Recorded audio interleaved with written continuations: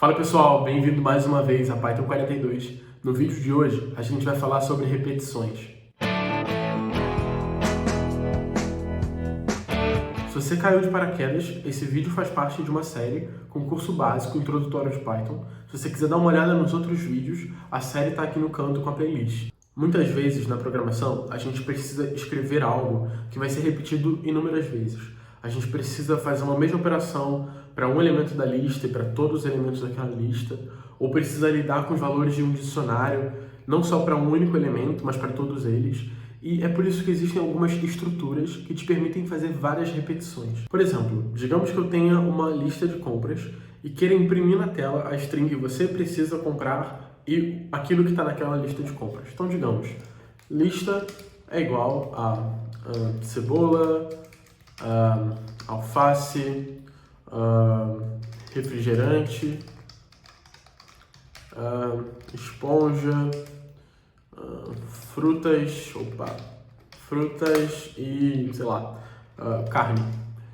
E eu queira imprimir isso aqui na tela, né, dizendo "você precisa comprar cebola", "você precisa comprar alface". Eu até poderia fazer isso aqui, olha. Print list, string "você precisa comprar" e colocar aqui o primeiro elemento da lista. Se você não sabe o que é uma f-string, a gente falou dela no vídeo sobre strings.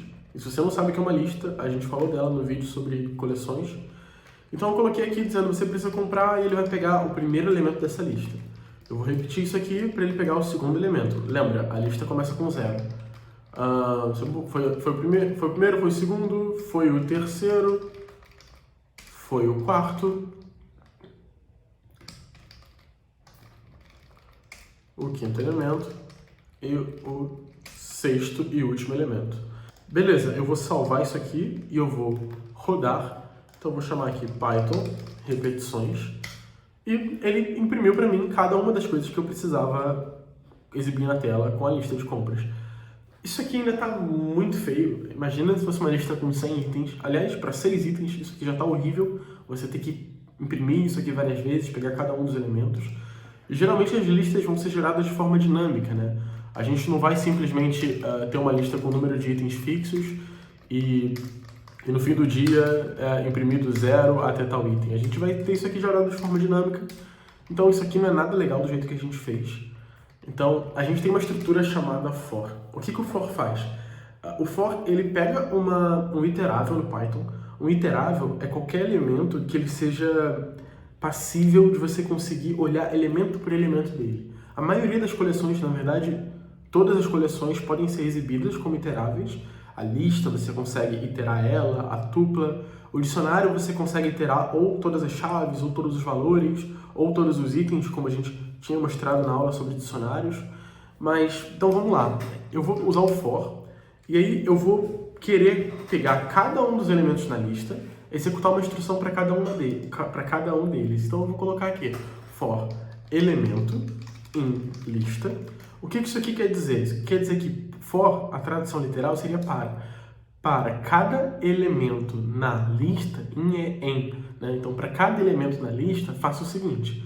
Então, aqui, eu vou primeiro só imprimir o elemento, depois a gente imprime a string inteira, para mostrar como isso aqui está acontecendo. Então, vou salvar, vou rodar.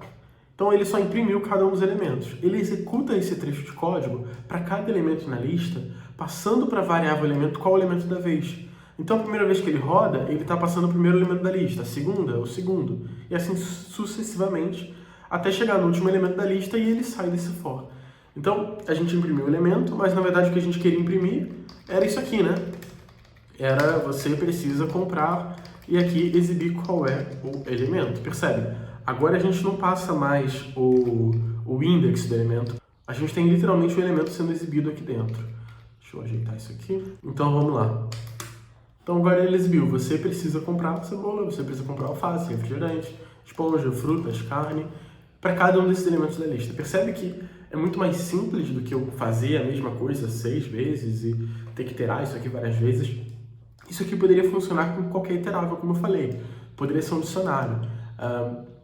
Digamos que eu quisesse exibir uma lista de alunos e qual foi a média de cada um deles. Ao invés de eu fazer isso com uma lista, eu ia fazer o seguinte. Alunos é igual a Jucá 8, José 7, Rose 10 e Pedro 5, sei lá.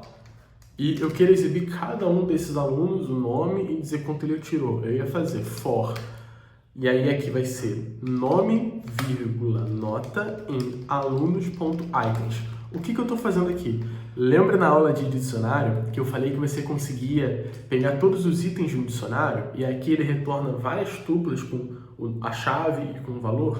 É isso que está acontecendo aqui. Eu estou pegando o nome e a nota.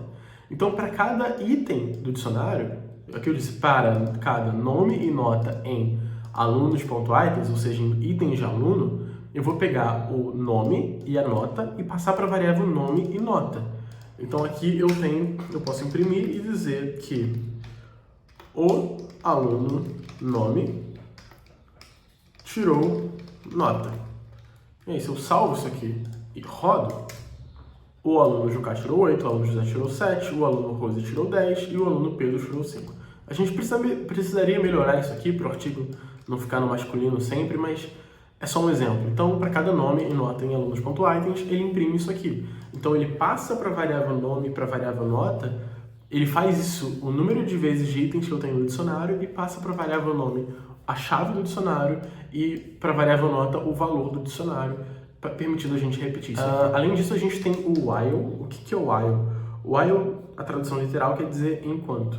O while serve para sempre que eu quiser fazer alguma coisa enquanto uma condição for verdadeira, eu continuo executando aquela coisa. Então, eu passo para o while uma condição que vai resultar num booleano, né? Lembra que a gente falou de booleanos?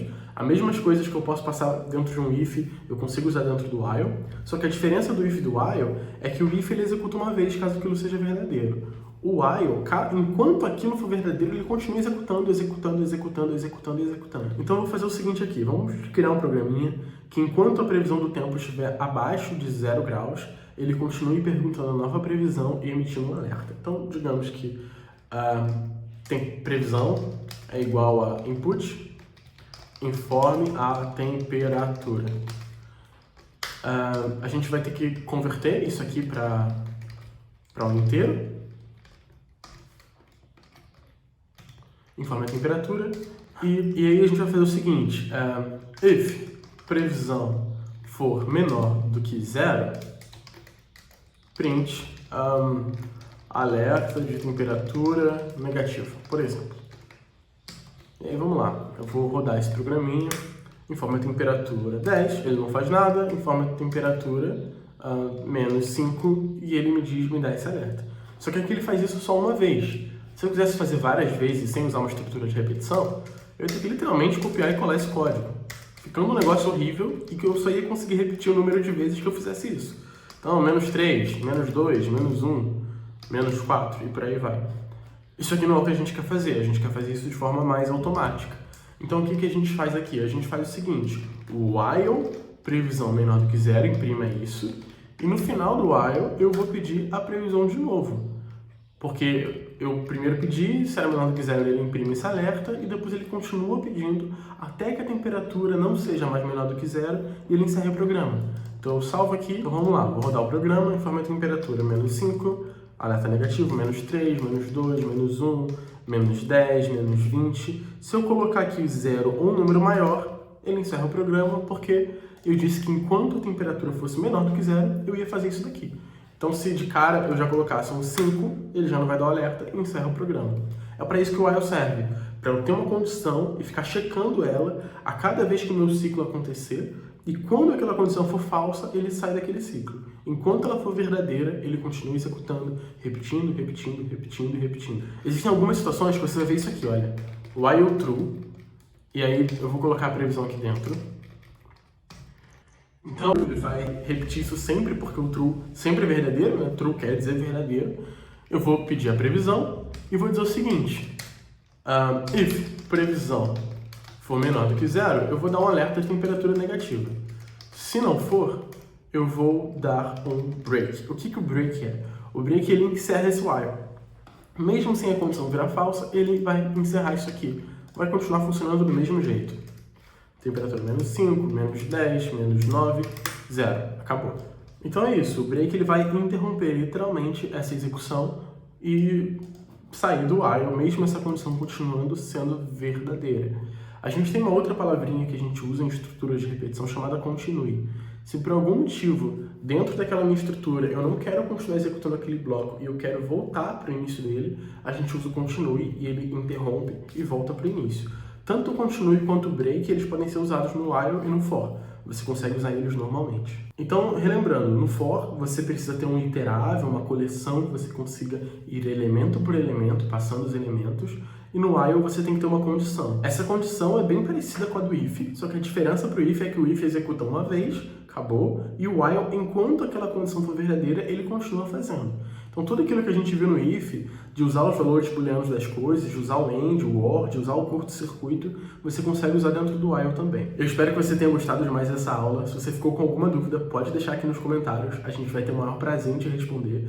Compartilhe esse vídeo com quem você acha que pode ser útil. Não esquece de dar uma curtida aqui, de se inscrever no canal, se ainda não é inscrito. Um abraço, até o próximo vídeo.